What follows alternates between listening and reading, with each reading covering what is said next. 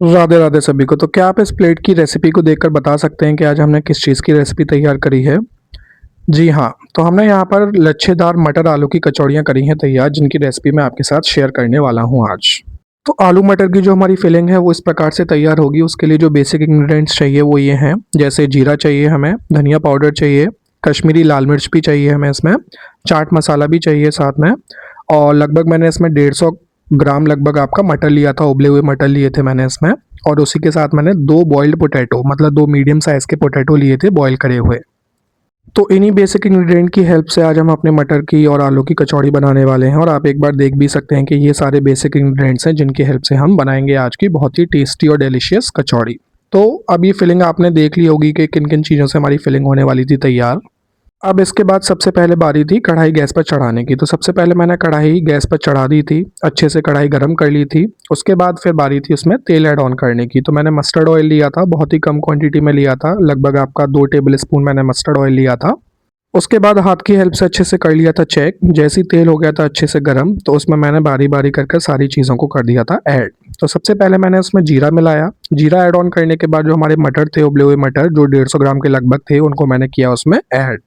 मटर ऐड करने के बाद अब बारी थी उनमें आलू ऐड ऑन करने की। तो जो 2 बॉइल्ड पोटैटो थे उनको मैंने 1 बाय 1 करके उनको कर दिया था ऐड। उसके ऐड करने के बाद अब उनको मैशर की हेल्प से अच्छे से कर लिया था मैश, और इस तरीके से मैंने लगभग 1 से 1.5 मिनट में इनको कंप्लीटली कर लिया था मैश। और आप देख भी सकते हैं कि किस तरीके से मैश करने के बाद हमारे आलू और मटर का पता ही नहीं चल रहा है कि कहाँ आलू है और कहाँ मटर।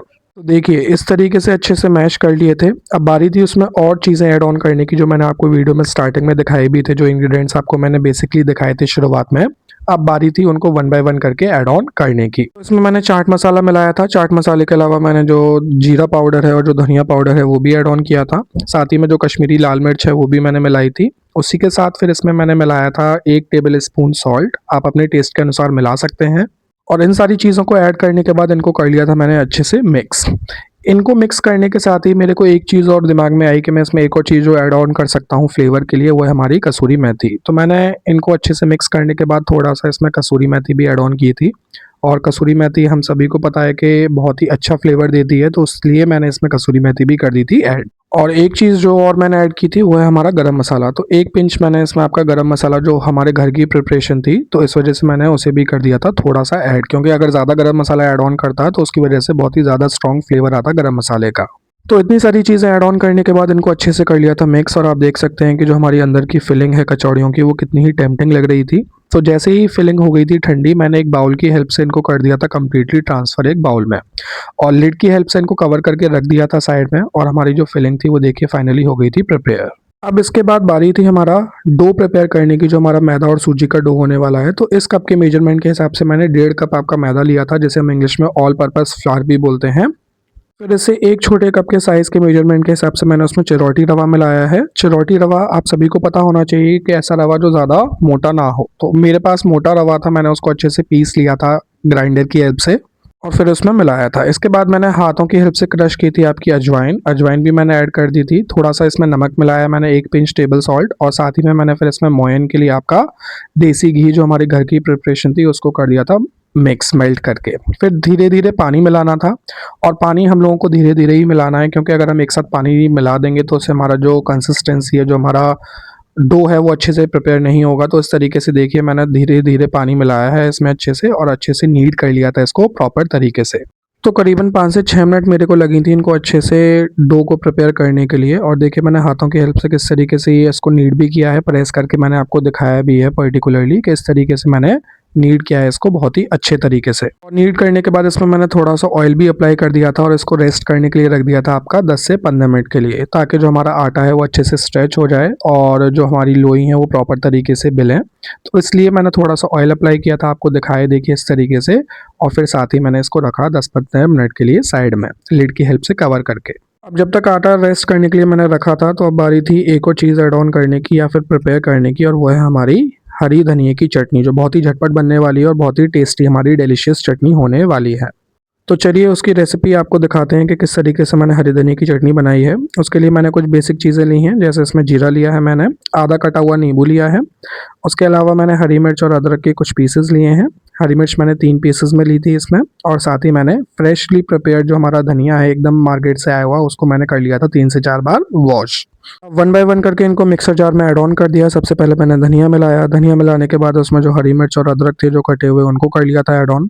उसी के साथ इसमें जीरा भी मिलाया था मैंने। जीरा मिलाने के बाद इसमें मैंने जो काला नमक है, ब्लैक सॉल्ट, वो लिया था। ब्लैक सॉल्ट मैं जनरली इसलिए लिया था क्योंकि वाइट सॉल्ट में इतना टेस्ट नहीं आता जितना ब्लैक सॉल्ट में होता है चटनी के लिए, इसलिए मैंने यहाँ पर आपका ब्लैक सॉल्ट लिया था। साथ ही जो नींबू था आधा कटा हुआ, उसको मैंने अच्छे से कर लिया था स्क्वीज़, और फाइनली ग्राइंडर की हेल्प से या मिक्सर जार को मैंने मिक्सर की हेल्प से कर लिया था अच्छे से मिक्स।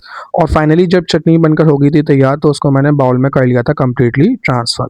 तो आप देख सकते हैं कि हमारी चटनी झटपट बनकर हो गई थी तैयार। ज़्यादा से ज़्यादा आपको 5 मिनट लगेंगे इसको तैयार करने में।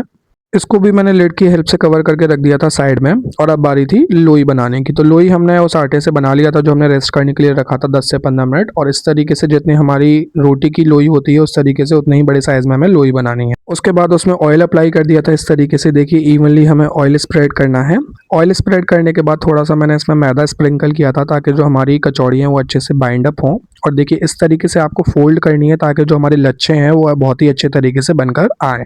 इस तरीके से फोल्ड करने के बाद एक बार इसे डबल फोल्ड भी करना है। डबल फोल्ड करने के साथ फिर इसको रोल करना है। देखिए मैंने आपको दिखाया है, मम्मी यहाँ पर आ गई थी तो उन्होंने मेरी हेल्प की थी काफ़ी इस चीज़ में, तो उन्होंने इसको इस तरीके से कर दिया था रोल, और नाइफ़ की हेल्प से हमने इनको 2 पीसेस में कर लिया था कट। तो देखिए अब हम इनको जिस तरीके से बेलेंगे उसमें आप देख सकते हैं कि कितने फाइन इसमें जो लच्छे हैं हमारे वो आए हैं इस पर्टिकुलर शेप में। तो इसके बाद हमने जो उसमें फिलिंग थी वो भी कर ली थी ऐड, जो हमारी आलू मटर की फिलिंग थी, और फाइनली जो शेप है वो हमारी बनकर हो गई थी तैयार। तो फिर क्या था, फिर कुछ नहीं, अब हमने कढ़ाई दोबारा से गर्म कर ली थी, उसमें ऑयल ऐड कर दिया था ताकि हमारी जो कचौड़ी हैं वो अच्छे से डीप फ्राई हो जाएं। और 2 से 3 मिनट में हमारी जो कचौड़ियाँ थी वो सिक भी गई थी, बट मैंने यहाँ पर शुरुआत में 1 से 2 कचौड़ी थोड़ा तेज़ फ्लेम पे सेकी थी, तो वो अंदर से कच्ची भी रह गई थी, मैं आपको ऑनेस्टली बता भी रहा हूँ। और उसके बाद फिर मेरे को समझ में आया कि मैंने मीडियम आँच पे हमारी जो कचौड़ियाँ हैं उनको करना है, सेकना है या फिर उनको फ्राई करना है। तो सबसे पहले मैंने बहुत ही मीडियम आँच रखी इनकी, और इनको कचौड़ियों को 1 बाय 1 करके अच्छे से कर लिया था मैंने फ्राई। तो इस तरीके से दोनों साइड से गोल्डन फ्राई करनी है आपको, और जब तक कि आपके एकदम गोल्डन फ्राई ना हो जाए, इनका कलर बहुत अच्छा सुनहरा ना आ जाए, उनको अच्छे से आपको करना है फ्राई। तो करीबन मेरे को इस प्रोसेस में 6 से 7 मिनट लगी थी, क्योंकि मीडियम आँच थी तो अंदर से कच्ची भी नहीं छोड़नी थी, तो इस वजह से मैंने इनको इस तरीके से, देखिए कितना अच्छा कलर आया है, इनको कर लिया था गोल्डन फ्राई। फिर इसके बाद एक प्लेट की हेल्प से मैंने इनको सेपरेटली निकाल भी लिया था इस तरीके से, आपको मैंने दिखाया भी है कि एक-एक करके मैंने 1 बाय 1 इनको कर लिया था ट्रांसफ़र। और फाइनली जो हमारी कचौड़ी बनकर हो गई थी तैयार, उनको मैंने हरी चटनी और आपका टोमेटो सॉस के साथ किया था सर्व। तो आप भी देख सकते हैं कितनी टेम्प्टिंग कचौड़ी लग रही हैं। और एक-एक पीस मैंने आपको उठाकर भी दिखाया है कि इनमें जो लेयर्स हैं वो आप भी देख सकेंगे किस तरीके से, देखिए इनमें लेयर आई हैं, बहुत ही फाइन लेयर आई हैं, और ये बहुत ही अच्छे तरीके से आपका क्रंच भी आया है इसमें। और देखिए इस तरीके से मैंने आपको खोल के भी दिखाई है एक कचौड़ी के किस तरीके से जो हमारी कचौड़ी है अंदर से फिलिंग के साथ कैसी लग रही है। तो आप यकीन मानिए जितनी आपको देखने में अच्छी लग रही है उससे ज़्यादा ये खाने में अच्छी लग रही है। तो एक बार आप अपने घर पर ज़रूर ट्राई करिएगा इस तरीके की रेसिपी, और मेरे को कमेंट सेक्शन में बताइएगा कि आपको ये वीडियो किस तरीके से लगी, और इस तरीके की आप वीडियो देखना चाहते हैं तो हमारे चैनल को कर सकते हैं सब्सक्राइब। राधे राधे, जय श्री राधे।